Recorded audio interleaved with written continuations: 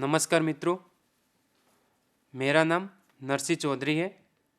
मैं BM institute of mental health में clinical psychologist हूँ। आज हम यहाँ पे बिहेवियर थेरापी क्या है, उसका कैसे यूज़ किया जाता है और वो कहाँ कहाँ यूज़ होती है। बिहेवियर थेरापी एक अम्ब्रेला टर्म के नाम से जानी जाती है क्योंकि बिहेवियर थेरापी से अलग अलग टाइप के मेंटल हेल्थ डिसऑर्डर को हम ट्रीट करते हैं। और जो बिहेवियर थेरापी है उसमें हम पहले आइडेंटिफाई करते हैं कि कौन से सेल्फ डिस्ट्रक्टिव बिहेवियर है या तो फिर कौन से अनहेल्थी बिहेवियर है, उसको हम आइडेंटिफाई करते हैं। और आइडेंटिफाई करने के बाद जो अनहेल्थी बिहेवियर है या फिर डिस्ट्रक्टिव बिहेवियर है उसको हम बिहेवियर थेरापी के थ्रू चेंज करते हैं ताकि उसके डेली रूटीन में जहाँ जहाँ बिहेवियर प्रॉब्लम आ रहे हैं वो हम कम कर सके या तो रिजॉल्व कर सके। अगर हम नॉर्मल वे में देखें तो बिहेवियर दो टाइप के होते हैं। फर्स्ट एक एडेप्टिव बिहेवियर एंड सेकंड होता है maladaptive behaviour. Adaptive behaviour means जो व्यक्ति जहाँ पे रह रहा है सोसाइटी या फैमिली में, वहाँ पे उसको एडजस्ट होने में उसका बिहेवियर प्रॉब्लमेटिक नहीं है या तो फिर उसके बिहेवियर के वजह से उसके फैमिली मेम्बर या फिर सोसाइटी वाले डिस्टर्ब नहीं होते, उसको हम एडेप्टिव बिहेवियर बोलेंगे। और एडेप्टिव बिहेवियर में ये भी आता है कि जो वो बिहेवियर एडोप्ट कर रहा है दूसरे से, वो बिहेवियर उसके फैमिली या फिर सोसाइटी के हिसाब से नॉर्मल बिहेवियर माना जाता है। या तो फिर हम बोल सकते हैं कि एडेप्टिव बिहेवियर मीन्स कल्चर के अप्रोप्रिएट वो बिहेव है उसका। उसके बाद सेकंड है maladaptive behaviour. Maladaptive behaviour means उसके एज के अकॉर्डिंग वो बिहेवियर इनअप्रोप्रिएट है या तो फिर उसको एडोप्टिव जो फंक्शन है उसमें वो बिहेवियर इंटरफियर कर रहा है या फिर उसके कल्चर के अकॉर्डिंग इनअप्रोप्रिएट बिहेवियर है, उसको हम मेल एडेप्टिव बिहेवियर में गिनेंगे।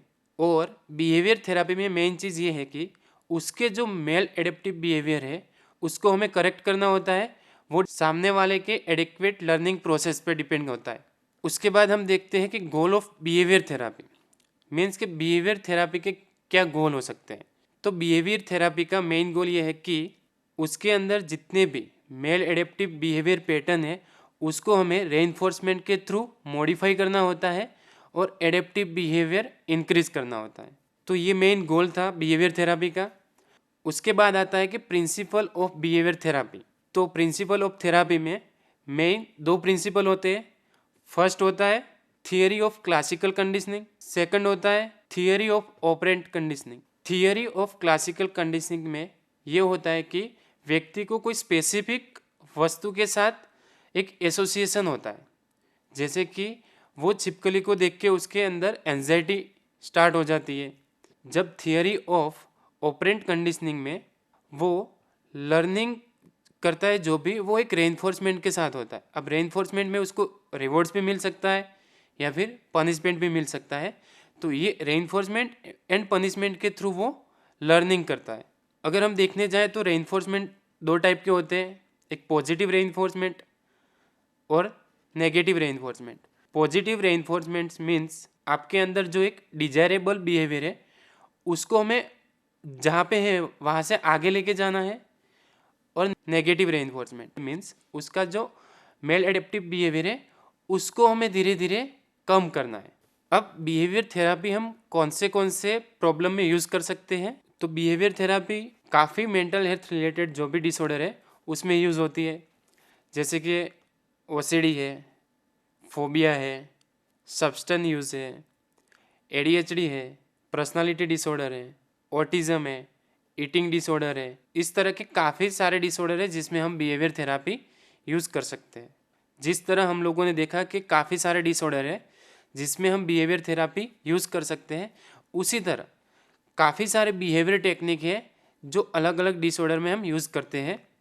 तो यहाँ पे हम लोग कुछ बिहेवियर टेक्निक को ब्रीफ में डिस्कस करेंगे, लेकिन उससे पहले जो बिहेवियर टेक्निक है जैसे कि relaxation technique, systemic desensitisation, flooding, assertiveness training, इस टाइप की डिफरेंट टाइप की बिहेवियर टेक्निक यूज़ होती है। उसमें अगर हम देखने जाएँ कि रिलैक्सेशन टेक्निक तो रिलैक्सेशन टेक्निक को हम अगर दूसरे नाम से जाने तो उसको रिलैक्सेशन ट्रेनिंग भी बोला जाता है। रिलैक्सेशन टेक्निक का मेन पर्पस ये है कि पर्सन को रिलैक्स करना, जैसे कि उसके अंदर कामनेस इंक्रीज करना, या तो उसके अंदर जो पेन है उसको कम करना, एंजाइटी कम करना, स्ट्रेस और अग्रेशन को कम करना, और उसके साथ साथ इंसान की कॉग्निटिव जो एक्टिविटी है उसको इंक्रीज करना, जैसे कि अटेंशन एंड कंसंट्रेशन है।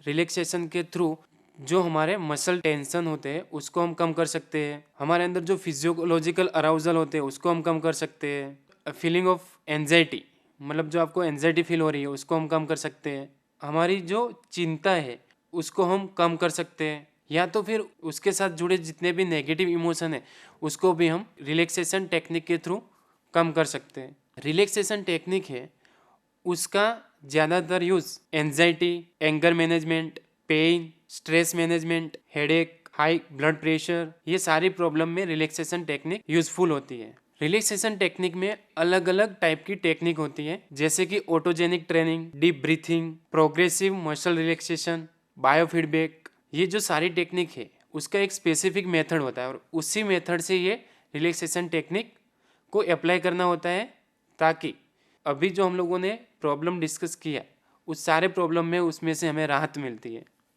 उसके बाद है systemic desensitisation. Systematic desensitisation graduated exposure therapy के नाम से भी जाना जाता है।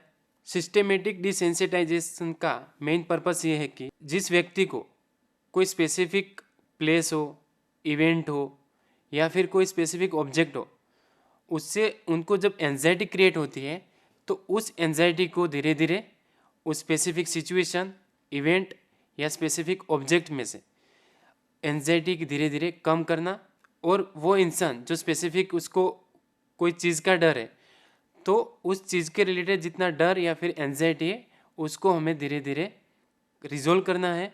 और एक टाइम ऐसा आता है कि इस थेरेपी के थ्रू उसके अंदर जो ऑब्जेक्ट को लेके जो एंजाइटी है वो एक दिन ख़त्म हो जाती है और वहाँ पे उस ऑब्जेक्ट के साथ वो आसानी से एडजस्ट भी हो सकता है।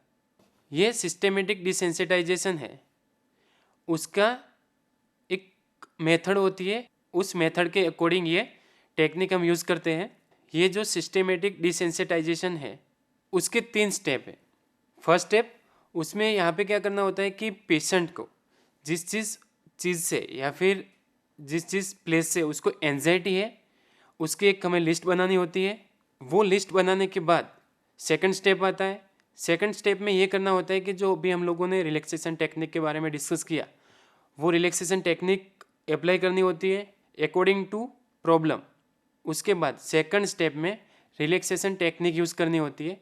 जैसे अभी हम लोगों ने अलग अलग टाइप की टेक्निक देखी रिलैक्सेशन में से, उसमें से आपको पेशेंट के प्रॉब्लम के अकॉर्डिंग एक टेक्निक उस पर अप्लाई करनी होती है, और वो टेक्निक पेशेंट को भी सिखानी होती है ताकि वो खुद जब आपको उसको होमवर्क दे रहे हो तो वो खुद घर पे भी ट्राई कर सके, या फिर जिस चीज़ को उसको फियर है या फिर एंजाइटी है उस चीज़ जब भी फेस करनी हो तब वो रिलैक्सेशन टेक्निक यूज़ कर सकें। तो ये सेशन में आपको पेशेंट को सिखाना है। उसके बाद थर्ड स्टेप है।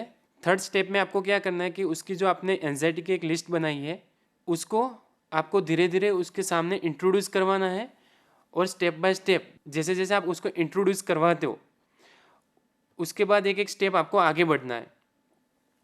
जैसे कि अगर हम देखें कि किसी को एरोप्लेन से डर है तो आपको स्टार्टिंग में क्या करना है कि आपने लिस्ट बना दी, लिस्ट बनाने के बाद उसको रिलैक्सेशन टेक्निक दे दी।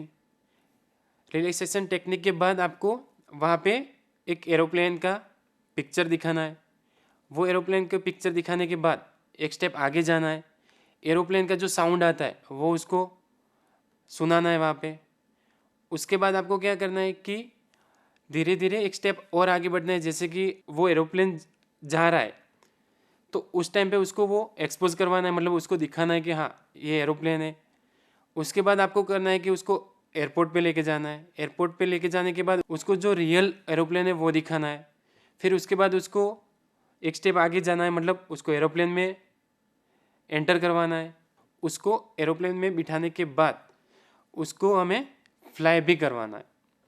तो इसी तरह सिस्टेमेटिक डिसेंसिटाइजेशन जो टेक्निक है वो हम लोग यूज़ करते हैं, और इसी तरह ये टेक्निक हम यूज़ करते हैं ताकि जो उसकी स्पेसिफिक सिचुएशन को लेके जो एंजाइटी थी वो हम धीरे धीरे स्टेप बाय स्टेप उसको कम कर सके, और उस ऑब्जेक्ट सिचुएशन या तो उस इवेंट को लेके जो उसको पेशेंट को एंजाइटी हो रही थी और वहाँ पे उसको एडजस्टमेंट करने में डिफ़िकल्टी आ रही थी, मीन्स कि हर चीज़ वो अवॉइड करता था, वो हम लोग धीरे धीरे उस सिचुएशन में वो एडजस्ट होए उसी तरह हम उसको ट्रीट करते हैं।